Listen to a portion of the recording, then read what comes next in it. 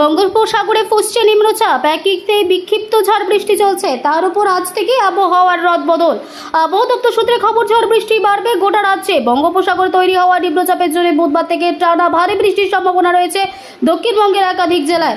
আগামী শুক্রবার পর্যন্ত দক্ষিণবঙ্গে ঝড় বৃষ্টির সম্ভাবনা অধিক। আবহাওয়া দপ্তর জানিয়েছে, বৃষ্টির পাশাপাশি 30 থেকে 40 কিলোমিটার বেগে বইতে পারে ঝোড়ো হাওয়া। আজ মঙ্গলবার 2 মেদিনীপুর, ঝাড়গ্রাম ঝড় বৃষ্টির অধিক সম্ভাবনা। এছাড়াও বাকি জেলাগুলিতেও বিক্ষিপ্ত ঝড় বৃষ্টি হবে। বুধবার থেকে বাড়বে বৃষ্টি। রাজ্যের উপকূল তীরবর্তী জেলাগুলি, দক্ষিণ 24 পরগনা, পূর্ব মেদিনীপুরে ভারী বৃষ্টির সম্ভাবনা রয়েছে। এছাড়াও দফায় দফায় বৃষ্টি চলবে দক্ষিণবঙ্গের বাকি জেলাগুলিতে। ইতিমধ্যেই সতর্কতা জারি হয়েছে। বৃষ্টির সম্ভাবনা কলকাতাতেও, গোটা রাজ্য জুড়েই ঝড় বৃষ্টির সম্ভাবনা। আমরা রামনগর এক পঞ্চায়েত সমিতির ব্লক প্রশাসন এবং সমস্ত line department, disaster management, police প্রশাসন, এডুকেশন ডিপার্টমেন্ট, পিডব্লিউডি নোটস এবং আমাদের ইলেকট্রিসিটি ডিপার্টমেন্ট সবাইকে নিয়ে আমরা বৈঠক করে নিয়েছি।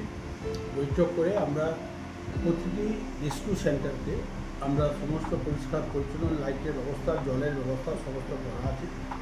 আমাদের যারা আপদ মিত্র আছে এবং যারা সিভি ভলান্টিয়ার আছে এবং আমাদের ডিজাস্টার ম্যানেজমেন্টের যা স্টাফ রয়েছে প্রত্যেকে, এবং গ্রাম পঞ্চায়েত স্টাফ, ব্লকের স্টাফ, সবাইকে একটা করে টিম প্রতিটা অঞ্চলে আমরা করে দিয়েছি।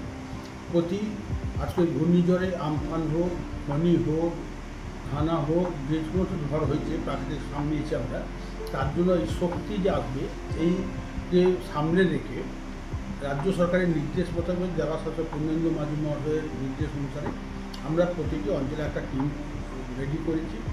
যদি কোনো সময় কোনো অঘটন বা প্রাকৃতিক দুর্যোগ ঘটে তাহলে রেস্কিউ করার মতো ব্যবস্থা রেখেছে। তার